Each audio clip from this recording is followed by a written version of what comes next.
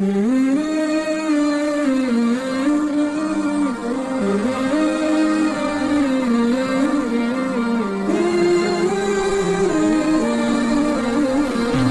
علیکم ورحمۃ اللہ وبرکاتہ۔ جنات سے نجات اور ابکری کا وظیفہ۔ محترم حکیم صاحب السلام علیکم۔ توقیر صاحب فرما رہے ہیں، چند ماہ قبل میں اپنے لیے ایک گھر کی تلاش میں تھا۔ ایک گھر پسند آیا، تب اس کے مالک سے رابطے کی کوششیں کی۔ جب رابطہ ہوا تو پتہ چلا کہ اس نے مکان کسی اور کو فروخت کر دیا ہے۔ اس کا نام صغیر الدین تھا اور محکمہ گیس کا ملازم تھا اور مستقل والدین، اور وہ خود ڈیرہ اسماعیل خان کا رہنے والا تھا۔ مکان فروخت ہونے کے بعد میں نے اس سے رابطہ موبائل پر جاری رکھا اور دین اور اللہ رسول صلی اللہ علیہ وآلہ وسلم کی محبت اور درس کی دعوت دینا شروع کی اور آپ کا تعارف بھی کروایا۔ اس کے اندر امنگ پیدا ہوئی۔ جب آپ حج پر تشریف لے کر گئے، اس شخص صغیر الدین نے مجھے فون کیا اور آپ سے ملاقات کی چاہت ظاہر کی۔ میں نے آپ کے حج کے سفر کے متعلق بتایا تو پریشان ہو گیا کہ میرے گھر میں مسئلہ ہے۔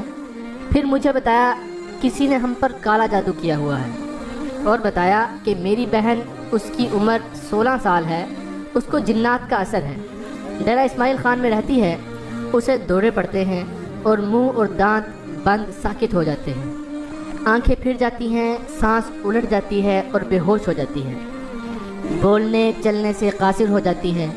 بڑے بزرگوں اور عاملوں سے علاج کروایا ہے لیکن وقتی فرق ہی ہوتا ہے، اور بہت زیادہ گوشت کھانے کے لیے مانگتی ہے، اور 7 کلو گوشت کھانے کے بعد دوبارہ تقاضا کرتی ہے، ڈرتی ہے اور چیخیں مارتی ہے۔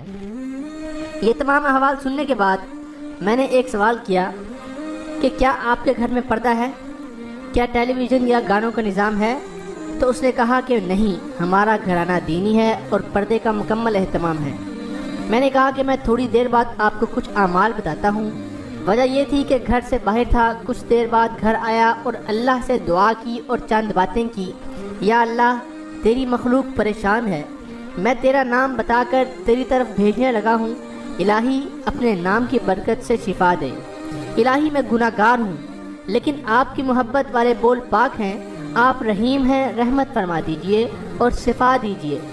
اللہ سے چند باتیں کرنے کے بعد ابکری رسالہ 2010 جولائی صفحہ نمبر 19 اور درج ذیل اعمال فون کر کے لکھوانے شروع کیے۔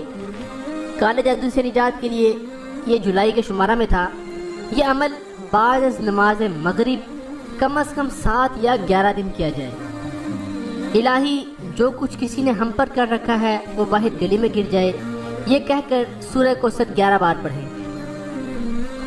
الہی، جو کچھ باہر گلی میں گرا ہے وہ جل جائے، یہ کہہ کر سورہ فلق 11 بار پڑھیں۔ الہی، جو کچھ باہر گر کر جلا ہے اس کی راکھ کسی دریا میں چلی جائے، یہ کہہ کر سورہ ناس 11 بار پڑھیں۔ نماز پنجگانہ کی پابندی شرط اول ہے۔ چند دن یہ عمل کیا جائے، اتنے ہی دن عمل نمبر 2 پڑھا جائے۔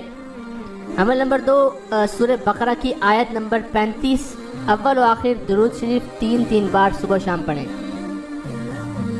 جنات سے حفاظت و برکت کے لیے یہ بھی عمل نمبر 2 کا حصہ ہے۔ سورہ جن پارہ نمبر 29 کو 3 بار اور سورہ مزمل یہ بھی 29 پارہ میں ہے، اس کو بھی 3 بار پڑھ کر 4 اگربتی کے ڈبوں پر دم کریں اور روزانہ نماز مغرب کے بعد گھر میں اور صبح دکان میں 4 عدد جلائیں، یعنی مغرب کے بعد گھر میں اور صبح دکان میں۔